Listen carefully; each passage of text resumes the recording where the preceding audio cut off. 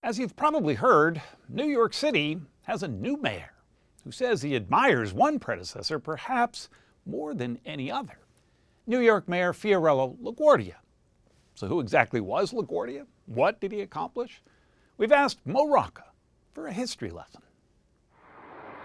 Hear the name LaGuardia, and you probably think of the airport, and your associations may not be all that happy. But the airport and much of modern New York's spectacular rise are the legacy of a 5'2" bundle of dynamite, former three-term mayor Fiorello LaGuardia. Among his devotees, newly sworn-in New York City Mayor Zohran Mamdani, who on election night promised the most ambitious agenda to tackle the cost of living crisis that this city has seen since the days of Fiorello LaGuardia. And what an agenda that was. During the LaGuardia era, New York built bridges, tunnels, and highways, schools and hospitals, playgrounds, pools, and beaches. Under LaGuardia's watch, New York City becomes what? New York City becomes the greatest city in the world. Kenneth T. Jackson is a professor emeritus of history at Columbia University. Heavy. And the editor of the 2-million-word Encyclopedia of New York City. He took office in the middle of the Great Depression, January 1, 1934. It was a horrible time. That's when LaGuardia becomes mayor. Talk about a bad hand to be playing. He's got his work cut out for him. He's got his work cut out for him. Fiorello LaGuardia was known as the Little Flower, the literal translation of his first name. But he was no shrinking violet.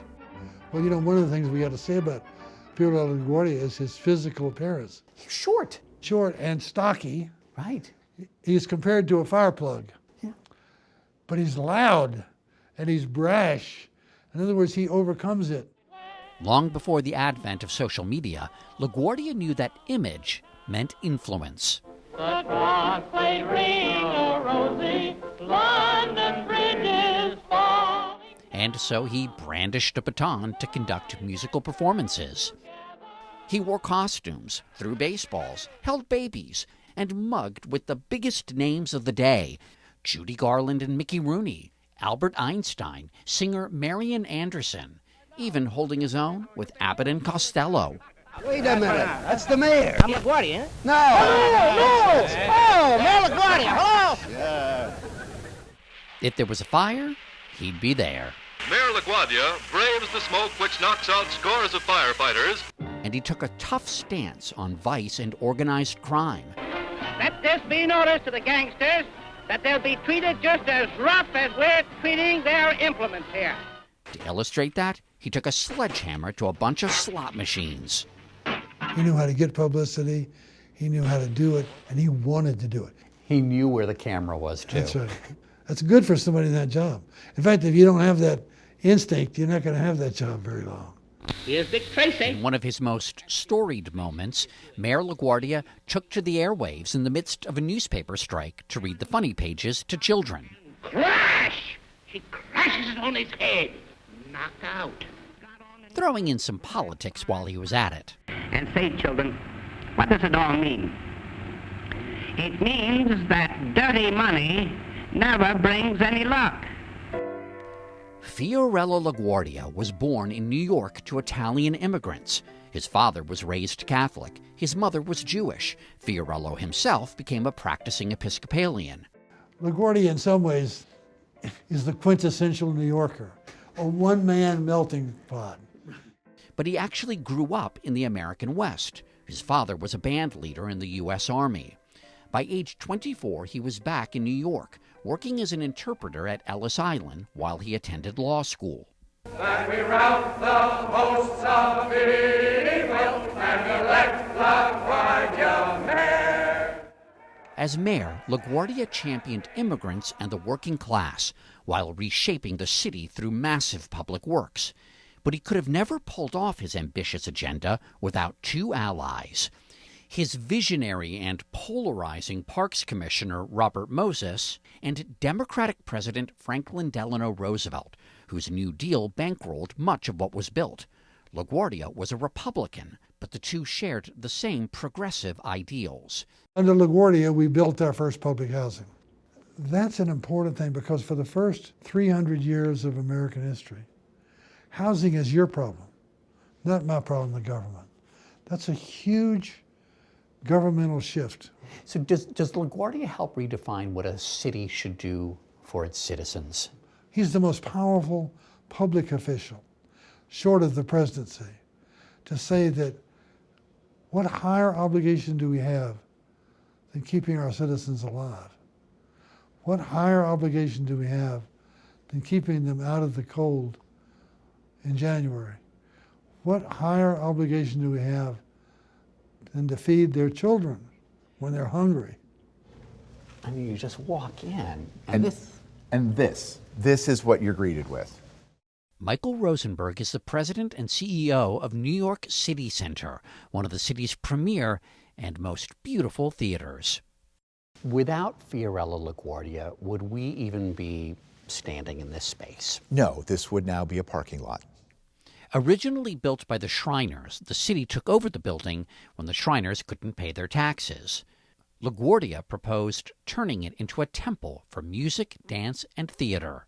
So he wanted this to be for whom? He wanted this to be for the average, everyday working man of New York City. Tickets on opening night were just $1 compared to $10 at the Metropolitan Opera.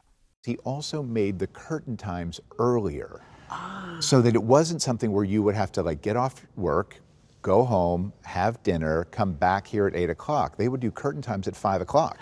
Because rich people were used to sort of going to the theater starting at 8 or 9 That's exactly and right. staying out until midnight. But if Right. you're a working man or woman...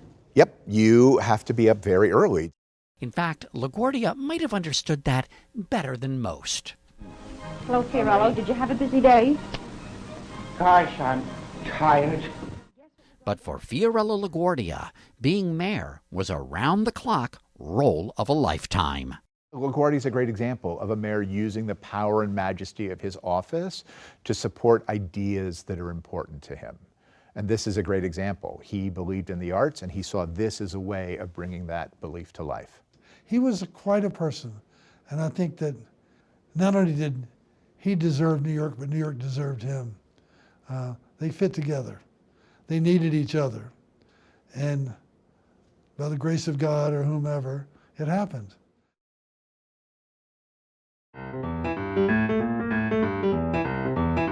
These images of New York City become that much more remarkable once you realize they're made from an item many city dwellers carry in their pockets. They're heavier than you might think. That is heavier than you think. Because this is probably about 200 MetroCards tall. That's right, New York City MetroCards. There you go, there you go. The city's transit system, the largest in the country, first introduced them in 1993. For 4 decades before that, the token reigned supreme.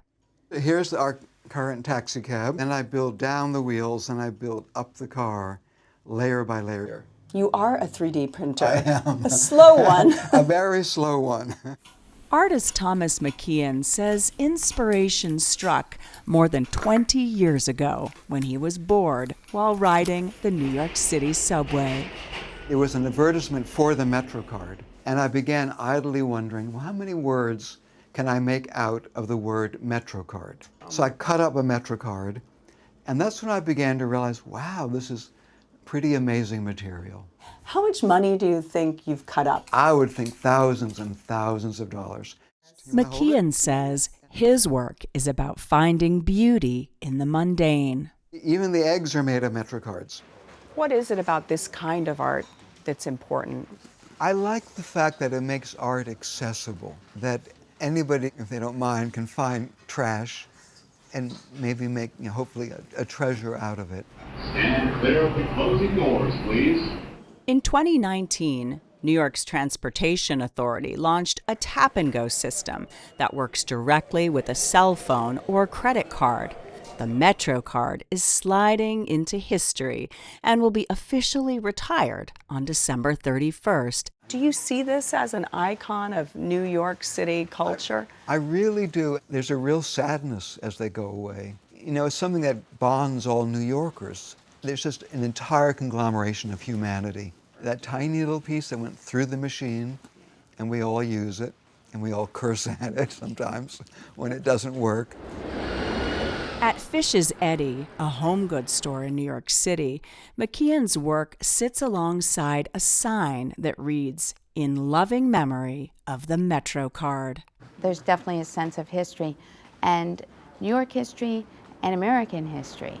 Julie Gaines is the store owner and sells McKeon's originals starting around $500. Prints go for less. It's got a sense of obsessiveness to it. You look at it and you think, I don't think there's enough hours in a lifetime to do something like that. It's quite beautiful. One day, McKeon's supplies will run out. This is a piece I recently did. But for now, he's still got plenty of swipes left. This throwaway little item, I found a world in it. And you never know where you're going to find these kind of worlds.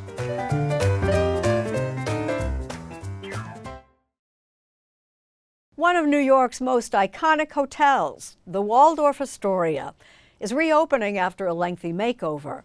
With Gail King, let's check it out. When is a hotel more than a hotel? When it's the Waldorf Astoria.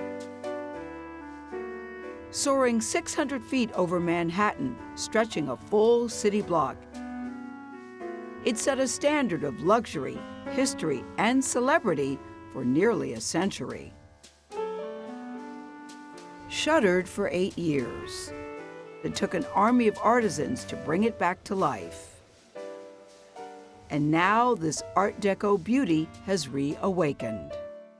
The Waldorf Astoria, New York is the most important hotel in the world. We're bringing it back to its former glory in a way where it will be again. Chris Nassetta is president and CEO of Hilton Worldwide, which operates the Waldorf. There is no getting away from the fact that this is the hotel that invented luxury hotels. It is just part of history in a very, very unique way. First hotel with a private bath for every guest room. Yeah. First hotel to introduce room service. Yes. First hotel to have electricity on every floor. 1931. Yeah. First hotel to allow single women as guests. I know. As we reopen, it's a 375-room hotel and about the same number of residences that are being sold. So it's a very different hotel. Rooms begin at around $1,500 a night. After all, this is the Waldorf Astoria. And we'll go as high as what for the best suite? What is for that? The best suite, it's a 4-bedroom suite called the Waldorf Suite, and that would be $50,000. A night? A night. I was going to say for a week. The Waldorf was a combined creation of two of the wealthiest people on earth. William Waldorf Astor and his cousin, John Jacob Astor, built hotels side by side in the 1890s. The properties merged into one and led to the 1931 opening of this twin-towered treasure. This is a space that is designed to make an impression from the moment of encounter. David Freeland is the author of American Hotel. What did you call it? The experience of entry. The Waldorf has always been conceived as a city within the city. So you enter on Park Avenue and you walk into this bright expanse, beautiful creamy surfaces with that beautiful tile mosaic by Louis Regal, The Wheel of Life. And you look up and you're in a special place. You just know you're going to have a special experience. And then that experience continues as you move through the building. The architects created the Waldorf as a beautiful sequence of spaces. Queen Elizabeth, Albert Einstein, and Pablo Picasso were guests. Mr. Johnson flew to New York. So was every president, from Herbert Hoover to Barack Obama. Battles over women's rights, racial equality, communism, welfare, gay rights, all of those played out within these walls. Big statements and bold-faced names, Frank Sinatra, Marilyn Monroe, and Michael Jackson lived in the towers. Cole Porter, also a resident, wrote some of his biggest hits on this piano. Night and day, you are the one. The classics also include cuisine creations. Eggs Benedict was hatched at the hotel. And yes, of course, the Waldorf salad. I see apples and grapes cut in half. This is the new Waldorf salad. Chef Michael Anthony oversees the Waldorf restaurant. There's a lemon dressing that has a little fresh lemon juice and a touch of honey. You could make a meal just off of this. Yes. Give me some bread and butter, I'm good to go. Where did you get the dog, Paris?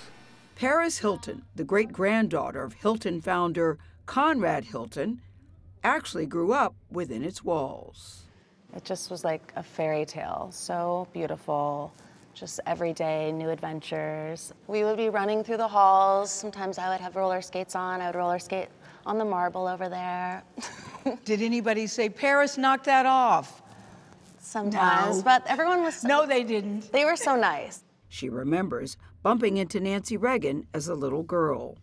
I took all these cute pictures with her, and there's this really sweet one where it's like me and her upstairs in one of the suites, and I'm kind of like running away from her. Did you know who she was at the time? No. No. I was only 2. Yeah.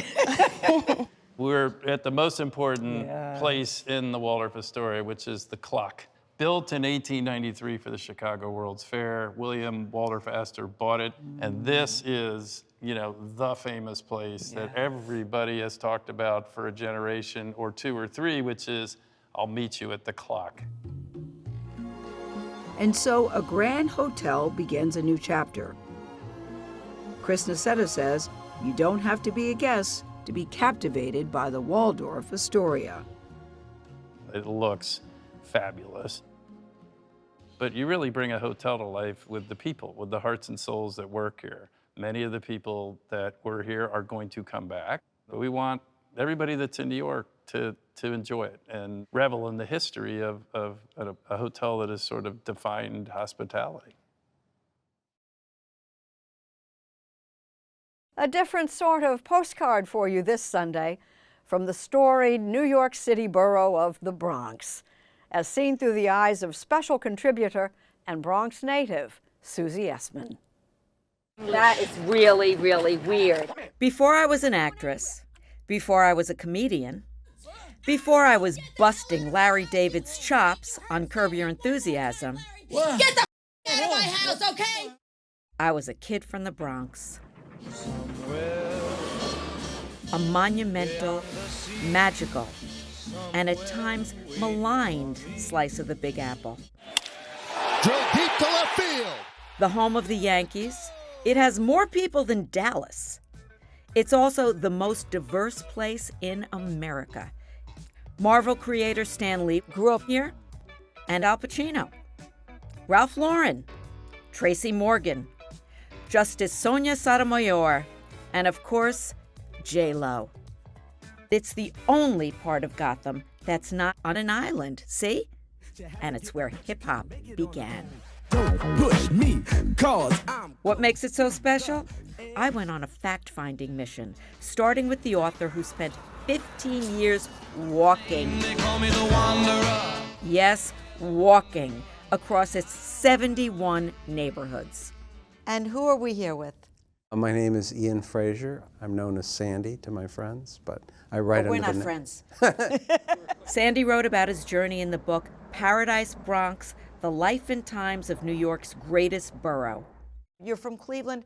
You're a writer. You've written about places all over the world. Why the Bronx? I just consider it a kind of blessed place where all kinds of different things have happened. The feeling in the Bronx is kind of underdogs that won't be underdogs, that won't accept it. As for the name, it first flowed from the oldest forest in the city. Jonas Bronk owned a farm backed up upon this river.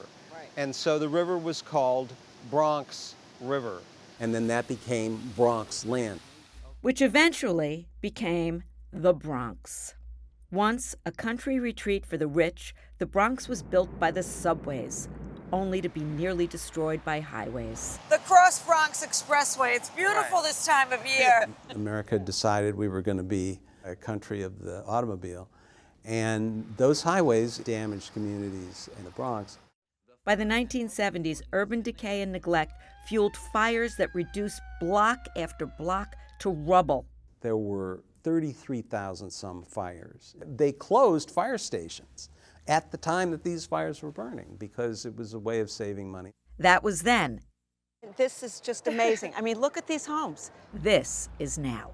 We are in a beautiful residential community of homeowners called Charlotte Gardens. Vanessa Gibson is the Bronx Borough president.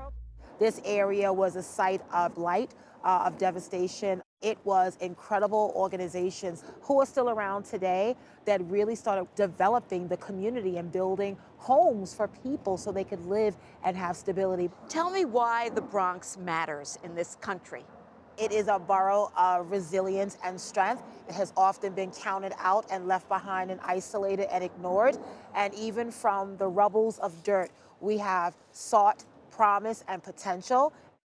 That promise and potential runs deep for Bronx native Neil deGrasse Tyson. So, Neil, you are dealing with the cosmos. How does the Bronx fit into the universe? In the Bronx, it's got it all. And the fact that it has it all can make for a highly enriched experience.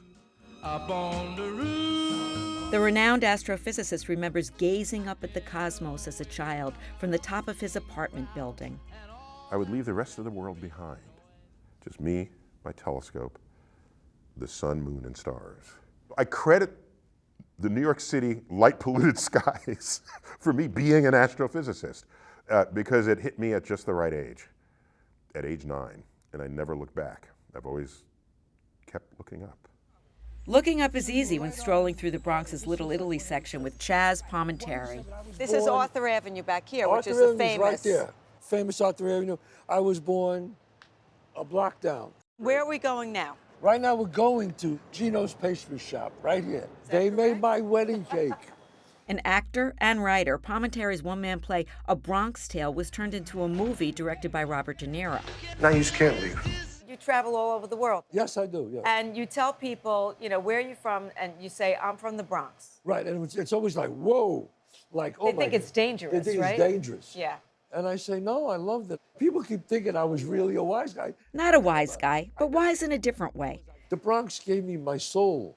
The Bronx gave me my character. Palminteri might be the Prince of Little Italy, but Fat Joe wears a weightier title. We're here with Fat Joe. You are the Bronx. I am. I'm the Frankfurter man, I'm the cab driver, I'm everything in the Bronx. A rapper, entrepreneur, and the owner of a chain of sneaker stores, including this one in the South Bronx, Fat Joe will never shake the love for his hometown. You have that Bronx hustle. How would you describe what that means to the rest of the country? It's relentless. It's working day and night. It's putting family first. We never forget our community. We're always out here. We're always giving back. I honestly believe if you can make it here, you can make it anywhere. I've heard that before. So there it is, the Bronx. From the Botanical Garden and City Island to the zoo. It's worth a visit, but don't take my word for it. I leave that to Neil deGrasse Tyson. After all, he's the one with dozens of honorary doctorates.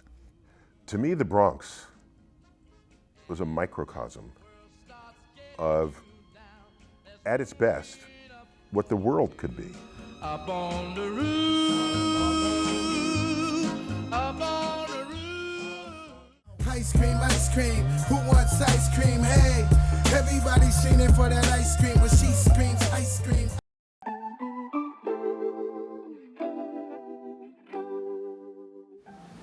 Fire apple for 3. It's another busy night at the Community Kitchen restaurant in New York City, where dinner is a 10-course parade of exquisite dishes, like cured egg yolk with radishes, turnips, and pea shoots served over West African fonio grain and poured over with hot broth, or hibiscus poached pear with molasses cookie crumble and crème anglaise. And the price for this unforgettable meal? We wanted to charge people what they could afford. We have a sliding scale of $15, $45, or $125. No questions asked. You pay what you can. For the same meal? For the same meal. Community Kitchen is the brainchild of food justice writer and advocate Mark Bittman. His perfect restaurant would embody 3 ideals.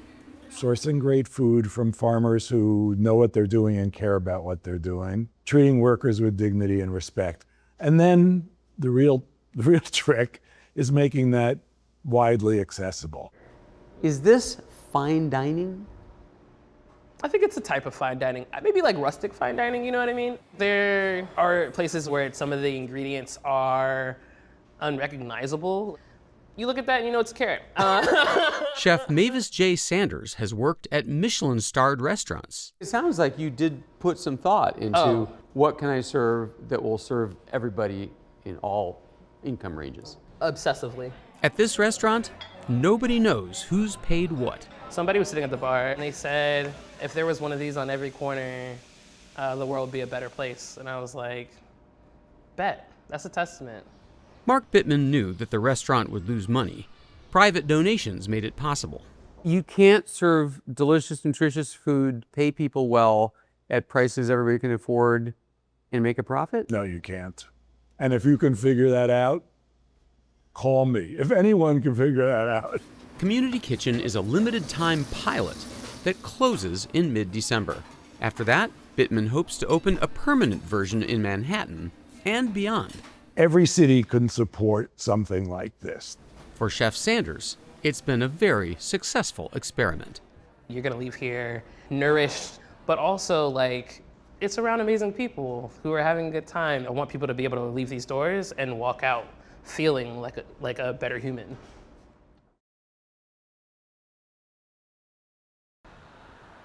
At the 92nd Street Y in Manhattan, you'll find folks doing exactly what you'd expect at a community center: swimming, playing basketball, creating. But what if I told you Groucho Marx used the gym here, Martha Graham taught dance here, and Albert Einstein was he in was this room. here in this room, looked up, saw his name. I think he thought maybe he had made it finally. as CEO Seth Pinsky tells it, the 92nd Street Y's remarkable history stemmed from a simple mission.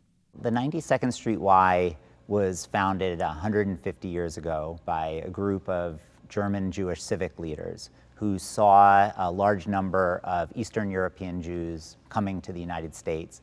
And they felt that that population needed a home, a safe place, and they said, let's create a Jewish version of the YMCA. Who is welcome here? Everyone is welcome. The famed Kaufman Concert Hall is emblematic of this welcoming spirit. We are sitting on an incredibly historic stage. What do you think when you walk in here? It's an amazing place. I mean, when you stop and think about the people who have appeared here, the events that have occurred here. Truman Capote first read from In Cold Blood here, and Kurt Vonnegut debuted Breakfast of Champions. Not even my wife has seen it. Emma Lazarus, when she wrote the words to the poem that gives voice to the Statue of Liberty, she was teaching English to Jewish immigrants here at the 92nd Street Y. Give me your tired, your poor, your huddled masses yearning to breathe free. The stage has played host to Holocaust survivors, musicians, Supreme Court justices, scientists, politicians, not to mention some of the biggest names in film, TV, theater, and comedy. In 1960, this choreographer premiered Revelations, now one of his most well-known works.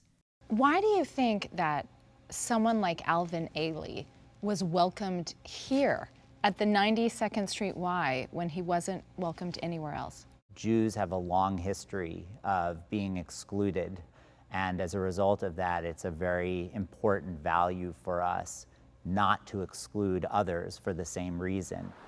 Last fall, not long after the October 7th Hamas-led attacks on Israel, the 92nd Street Y drew heat for choosing to postpone an event with an author who was publicly critical of Israel. The Pulitzer Prize-winning novelist maintains he was given notice of a cancellation last minute before some organizers moved the event to a local bookstore not affiliated with 92NY. But as changing times present new challenges, Pinsky says they are still guided by one of their founding values, Tikkun Olam. Tikkun Olam is a Hebrew phrase that means to repair the world. And that's a very important part of what we do. We're trying to enrich people's lives. We're trying to build community.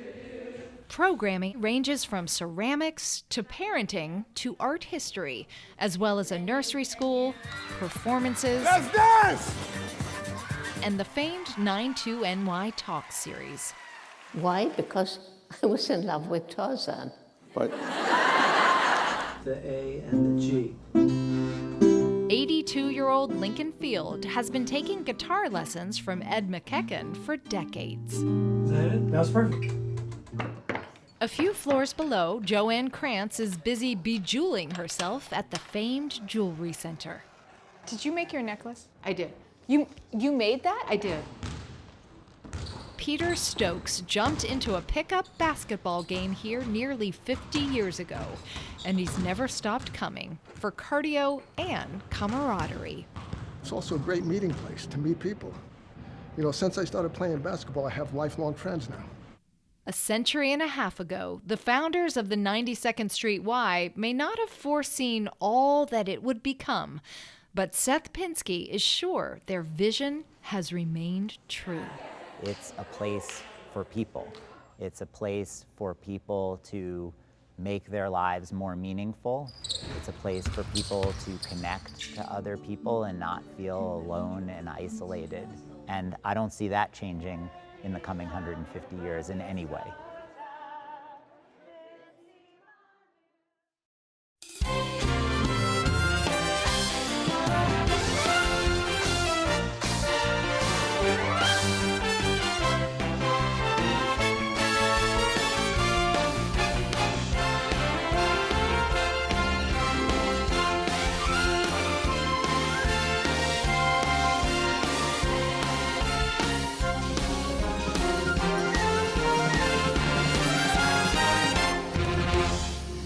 Talk about a group that needs no introduction.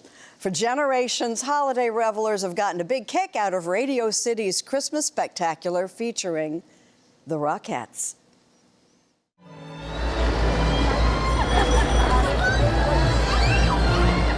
If you've been, and you've seen them, the memories never fade.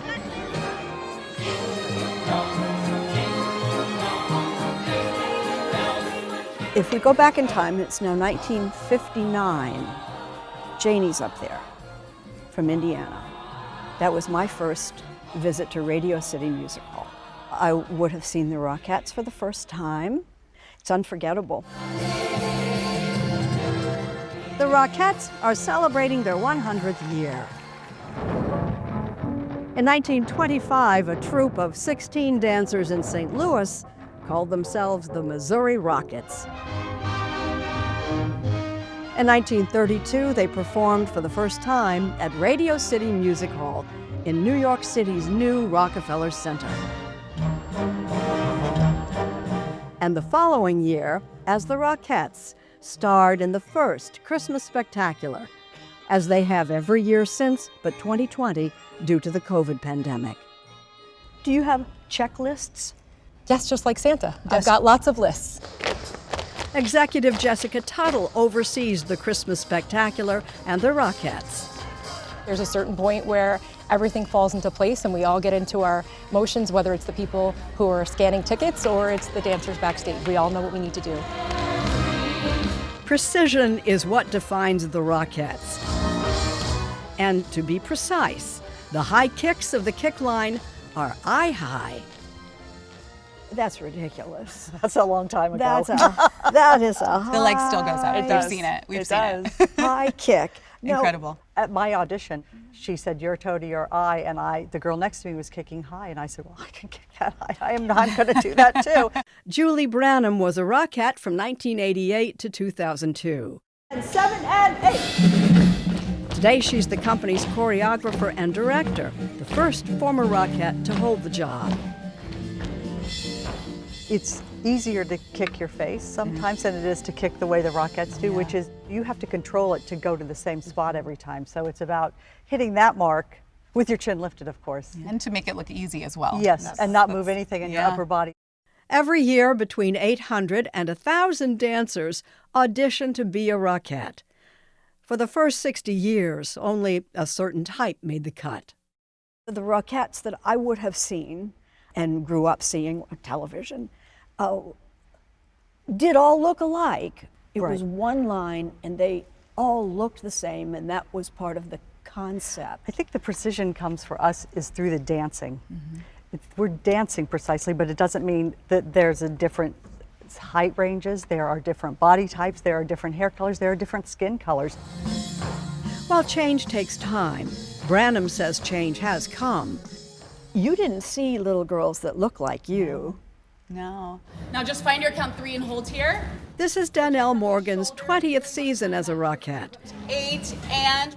She's also a dance captain and assistant choreographer. I wouldn't necessarily say that becoming a Radio City Rockette was a dream of mine, and it's likely because I didn't see many who looked like me on stage. It might not have been a possibility. Yeah, and I think it's just an incredible testament to the evolution of this incredible company. And so really dig into sitting into the hips with the... I auditioned 3 times.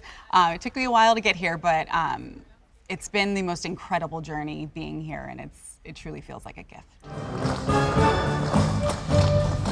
A veteran in her 7th season, Sydney Mesher is especially proud to be a Rockette.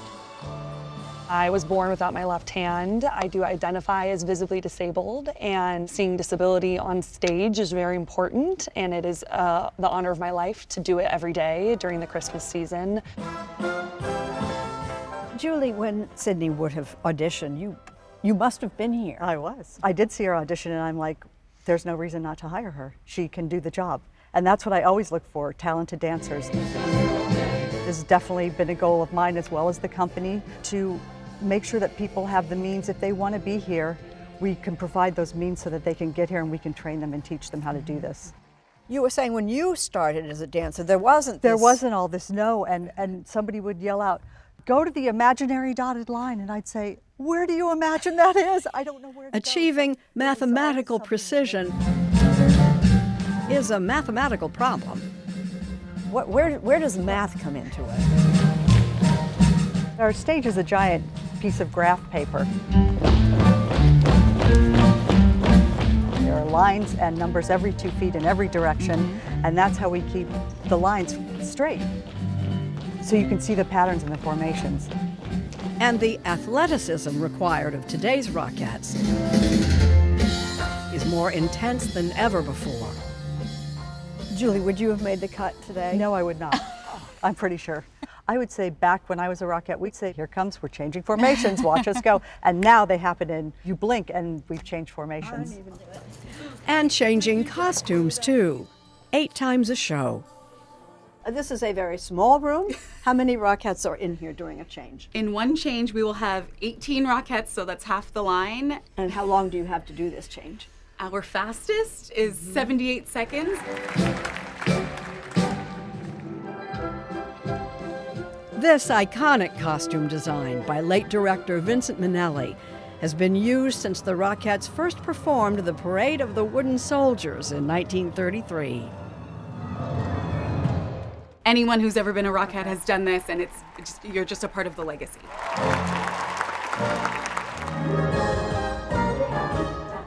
The legacy of being the Rockettes is the timeless appeal that fills a 6,000-seat theater 4 times a day, 7 days a week at Christmas time.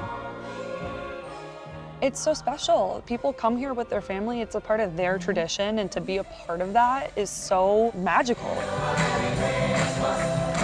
I can't help but that in 1959, that little girl up there, she's on the stage. With Rockettes. With real Rockettes.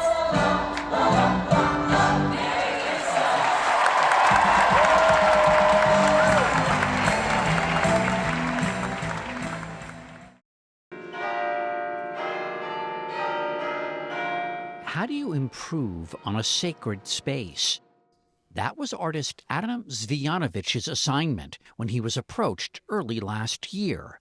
A mural for St. Patrick's Cathedral in New York City.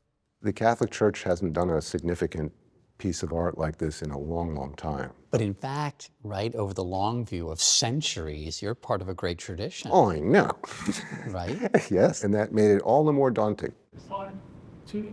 While drawing inspiration from the Old World masters, Zvijanovic, who works primarily on a large scale, wanted to create something distinctly American. The top layer is angels and the Lamb of God. Celestial. Yes, celestial. Yeah. And the layer below are people. The mural, called What's So Funny About Peace, Love, and Understanding, now graces the entrance to what many call America's parish church.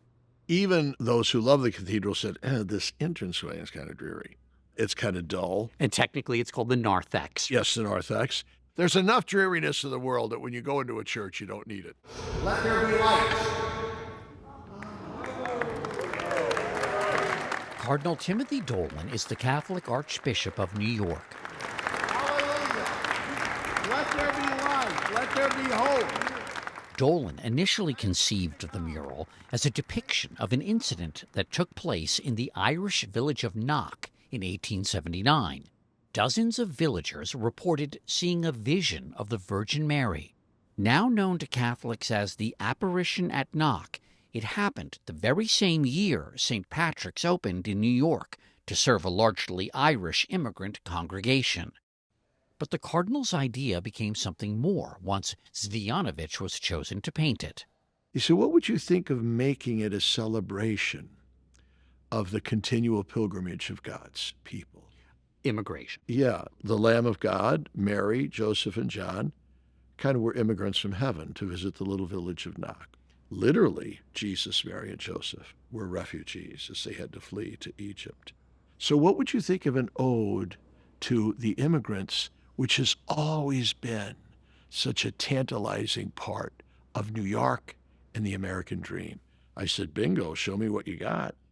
The mural depicts the apparition at Knock and significant figures from the church's history in America, including Mother Frances Cabrini, the first American citizen to be canonized. There's a stirring scene of 19th century immigrants disembarking in New York, and another of first responders, many of them descended from those immigrants. But what may be most talked about are the portraits of present-day arrivals, waiting to be welcomed. Were you worried that you were stepping into a little bit of a hornet's nest? I didn't think about it. Now, subsequently, people have said, they're going to look at this as a political statement. And I said, well, it kind of wasn't intended to be a political statement. But if that's the way they interpret it, fine with me. Let us pray.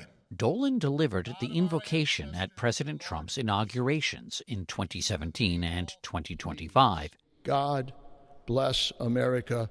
But he's also criticized the administration's approach to immigration. My Irish gets up when I hear these blanket attacks on immigrants, threats of massive deportations, breaching of houses of worship. This isn't good for our country, folks. I can't understand why we would want to deport people who are not a threat to us, who we really kind of have gotten to know as neighbors and really kind of need. So you'd think there could be some via media, to use a Latin word, a middle ground there. Does it pain you? Oh, it does, yeah, it does. And even my own people, even Catholic people. I will not tell you the parish, but there's a parish with an Italian background. And Catholic Charities wanted to use their unused school for immigrant children. And they said, no, not in our neighborhood. And when I went up there and I said, you realize that's what they said to your grandparents and great-grandparents. You are not welcome here. We don't want your kind here. And I said, if somebody wanted to rent this out to Planned Parenthood, you would expect me to say, absolutely not. someone wants to rent it out to better the immigrant, I'd like to think you would say, oh, bravo, we need to get behind this. Things simmered down a bit, but it really irritated me. It's hard to eschew politics here, but there's been a shift in America recently, and one of the most important things that's happened in this last tumultuous decade is that there's been a permission to be cruel. This is not about saying, well, there should be like open borders or there should be these quotas. The church isn't saying anything like that. The church is just saying people are people, treat them with respect. St. Patrick's completed a 3-year, $177 million restoration in 2015. But the new mural marks the first major addition to the cathedral in 75 years. St. Patrick's is one of the most visited landmarks in New York, welcoming more than 5 million people a year, nearly as many as the Metropolitan Museum of Art, which is one reason why artist Adam Zvyanovich hopes his mural will speak to more than just the faithful. It is filled with, as accurately as I could do it, Catholic imagery, very specific to this church. Yeah.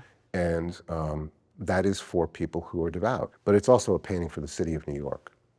And it's a painting for everybody in the city. And the thing that's been really amazing to me is that friends of mine who are devout atheists, friends of mine who are Jewish, friends of mine who are Muslim, are all like, this is great. I wanted the entrance to the cathedral to be sparkling, to be dazzling. It was so dull, it was so dark, it was so drab. And now look, it's just popping. It's snap, crackle, and pop here. For the 75-year-old Timothy Cardinal Dolan, the mural is sure to be part of his legacy. But not, he says, the most important. When all is said and done, when I stand before Jesus, he's not going to say, hey, Dolan, good work with the mural, good work with the restoration and repair of the cathedral. But I need to ask you something. When I was an immigrant, did you welcome me? And if I said, I'm afraid I didn't, Lord, he's going to say, well, get the hell out of here, right?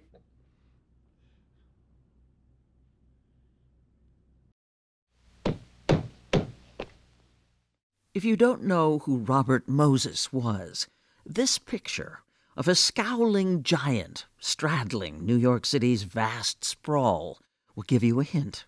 And I did what no one else could do. And it stands, providing a frame for the way New Yorkers live, giving them a structure that's going to last. Actor Ralph Fiennes stars in a play about Robert Moses opening this week. In the city that is what it is even today, the good and the bad, because of the nearly unchecked power RM had for more than 40 years to shape it. It's such a half-witted bunch of people, my God. The play, Straight Line Crazy, is by British playwright David Hare. What I like about the play is the provocation of it, is the provocation of a man who challenges you to like him. He does stuff for people. He's also done terrible stuff to people. Robert Moses, whose very enemies would say that he, more than any other person, is the man who built New York. From this 1963 CBS Reports, a partial list of Robert Moses public works in New York City and beyond. To the east, the United Nations building, perched astride one of those incredible Moses peripheral highways, then the Whitestone Bridge and the Throg's Neck. Including more than a dozen great bridges and roads, 627 miles of roads. When you were in his presence, one of the things you saw was genius. The other thing that you saw was, don't get in my way. Robert Caro interviewed him 7 times for The Power Broker, his Pulitzer Prize-winning biography of Moses. He's raised to power by the first Irish Catholic governor, Al Smith. He was the first person who listened to Robert Moses' ideas. Al Smith, the popular cigar-chomping product of New York City's immigrant slums, in 1924, began appointing the Yale and Oxford-educated Moses to commissions that enabled him to start accumulating the power to build an empire. Backed by the governor, Moses set his sights first on Long Island. I'm in a hurry, and I'm in a hurry to help the millions out there who have no access to a good life. And if a few fences get kicked over in the process, does it really matter? Please! Moses strong-armed his way across the island, seizing land for 2 scenic parkways. At the end of those parkways, he built his first public works masterpiece. The tall spire in the center of this picture is the Jones Beach Water Tower. And 8 great parking fields like this one can accommodate over 17,000 cars at a time. Jones Beach opened in 1929, packed with recreational facilities along 6.5 miles of white sand, but accessible essentially only to the white middle class who could afford cars. Moses made sure there would be no train to Jones Beach and deliberately built the overpasses on his parkways so low buses had to get there another way. The first of Moses' commandments for progress is, "Thou shalt drive." For Moses, that meant constructing more and more expressways. It's like Picasso in front of a canvas. He sees this whole area with whatever number of people as one picture. But over time, every time he built an expressway, it was overcrowded the minute it opened. And did he ever change his vision to reflect the change in the times and the circumstances? The answer is absolutely not. Nothing stood in the way. The human tragedy caused by that 1 mile out of all the miles that he created. In The Power Broker, Robert Caro documents what happened when Moses slashed through a 1-mile stretch of the East Tremont neighborhood to build the Cross Bronx Expressway, leaving thousands of people nowhere to go in what looked like a bombed-out war zone. He's saying he's relocating the people humanely. In fact, he's doing nothing to relocate the people. He's just throwing them out. He did it over and over again. Threw out of their homes 500,000 people. Just think what that is. How come nobody stopped him? They couldn't. Moses was appointed, not elected, to positions of enormous power that put him beyond the reach of the 8 New York City mayors and 6 governors he outlasted. In a democratic society, his power had nothing to do with democracy. With that anti-democratic power, he shaped the greatest metropolis in the Western world. We don't pay too much attention to the critics. You never build anything. No critic ever built anything. And that was just it. Robert Moses did build things, and not just roads. Moses-style urban renewal was copied all over the United States. To people whose neighborhoods he didn't destroy, he was a hero. Until he wasn't. The need is there, clearly, for 3 elevated expressways here, here, and here. The obstacle in his path, this time, Manhattan's historic Washington Square Park. Traffic would come down Fifth Avenue, and then it would continue right through here, right under the arch. The park would become, in effect, an on-ramp to his planned expressway across Lower Manhattan. He would have completely destroyed it. But instead of poor people who had no clout, the opposition included Eleanor Roosevelt.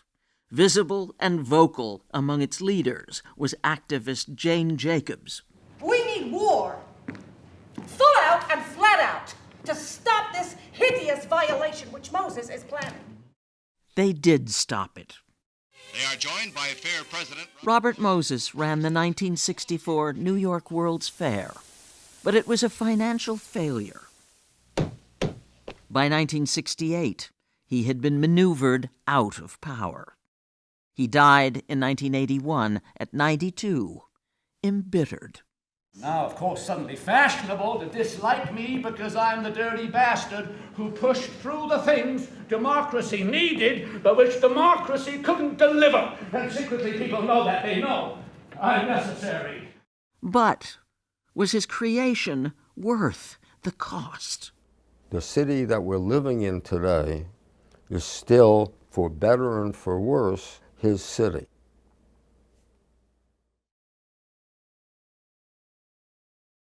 Time for some island hopping. Coming up, a visit to that New York City classic, Coney Island. But to begin, Martha Teichner takes us to a tiny spot, making a very big splash. It looks like something a child might have imagined. A mirage of an island floating above the Hudson River. Eccentric, over the top, fun. Leaving the city, going to Oz. Little Island is billionaire Barry Diller and his wife, fashion designer Diane von Furstenberg's $260 million present to the city of New York, topped not by a bow, but a man-made magic mountain. I kept saying, no, make it higher, make it higher. What I didn't realize is when you get up here and you look around, it's so glorious. Call it the pinnacle of Barry Diller's ambition. What I would say is, could we build something that could be kind of an icon for the city, an icon of New York? Just by looking at it, instantly, everybody knows what it is. And that definitely is happening. That was the direction. Because of those things on top of the concrete pilings, referred to as tulips, 132 of them, all different shapes and sizes, holding Little Island up. Designed by British architect Thomas Heatherwick. This was an area where you could really see the height of the columns into the water. This is your favorite spot? Yeah. Von Furstenberg's favorite spot is the 687-seat amphitheater. What you feel when you're here is just gratefulness and gratitude and happiness, really. And judging from the reaction to a concert here, it's a joyful place to get over COVID confinement. If this is now, take a look at then, the old Pier 54 in its historic heyday. The ship carrying the survivors of the Titanic docked here. A few years later, the Lusitania began its doomed voyage from the very same spot. Superstorm Sandy in 2012 did in Pier 54. Like so much of Manhattan's West Side waterfront, it was derelict and had been deteriorating for decades. The waterfront was really decrepit and the piers were crumbling. You see Michael Kimmelman is the architecture critic for the New York Times. The story of the West Side became the story of Manhattan's reinvention. And the West Side here came to be reinvented as a park, essentially.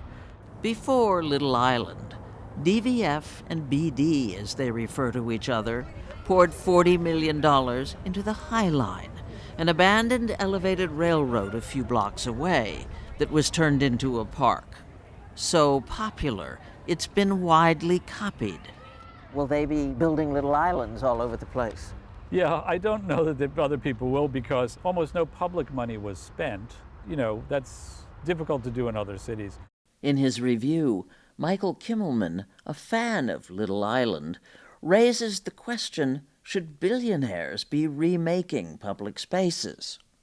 We can't just rely on rich people and their sense that they want to build something and where they decide to build it, to build an equitable, fair, healthy city. That doesn't mean that this park, however, is not an asset for everyone in the city. We're lucky, we've got resources, so we could build something that was unexpected. Do we have the right to? No.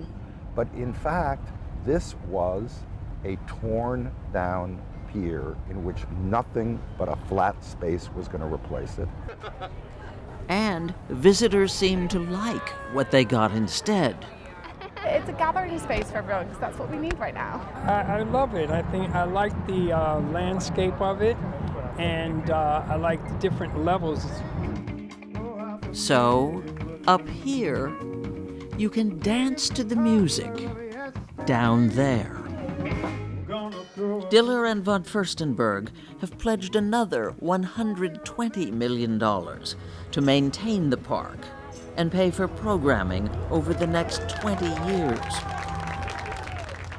Why did the two of you decide to put your money on the west side of Manhattan as opposed to endowing a hospital wing or something like that? But I love public spaces. They're not curing a disease, but they allow civic life to be better. I see people happy walking across that bridge in huge numbers, and it makes them really happy. And all they do is smile. At dusk, The amphitheater fills up. Maybe the most photogenic spot on a camera-ready island. The nightly show is the sunset over the Hudson. Here on Little Island, a place to look and laugh and kiss until the sun is gone, and then just turn around and watch the moon rise over the city.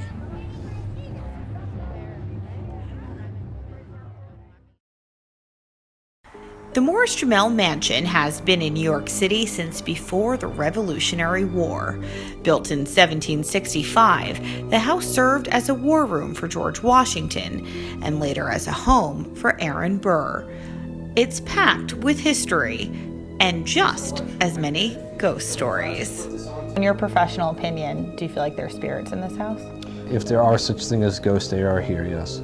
Vincent Carbone is a paranormal investigator who also gives tours at the mansion. What kind of things have you seen? I haven't seen much, but I've certainly heard disembodied voices, footsteps. I've heard objects moving. Other staff members have seen things. They have heard things as well. Including activity here in Aaron Burr's former bedroom. In the paranormal industry, there is a term called EVP, electrical voice phenomena, and that's a sound or a voice that's recorded on a digital recording device that you didn't hear in real time. About 2 years ago, we were recording in this room, and about a week after the investigation, the team lead sent us this clip and said, "Hey guys, we got something in Burr's room and I don't know what it is." So what did it sound like? Well, I'll leave that to you. I wish we were in a different room watching this. This is a little creepy. Let's see if anything generates out The hell out of here! Let's see if anything generates out The hell out of here! Let's see if anything generates out The hell out of here! Now notice none of us react to it. Also, Because you didn't hear it at the time. because we didn't hear it. But also notice that it's so loud that it has an echo, much like our voices in the room at that same time.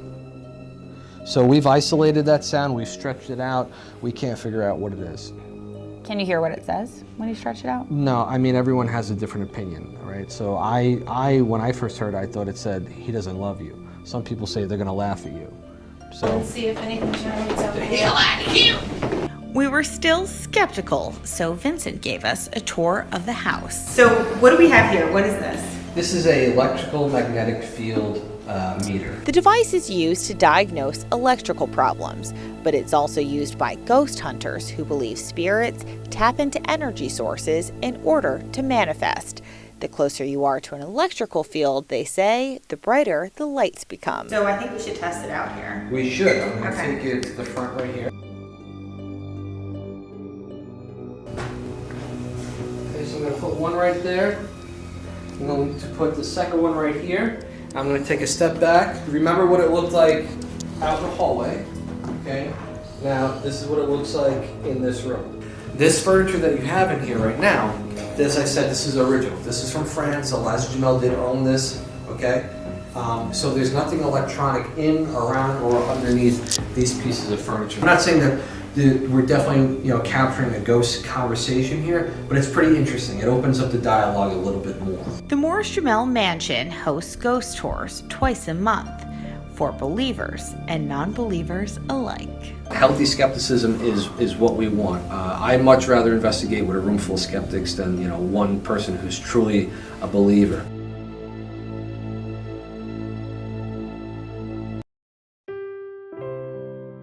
And now another chapter in the history of these United States. I'm Mo Rocca. For millions of people, the year 2026 will begin once a crystal-covered ball, 12.5 feet in diameter, makes its descent in New York City's Times Square. 5, 4, 3, 2,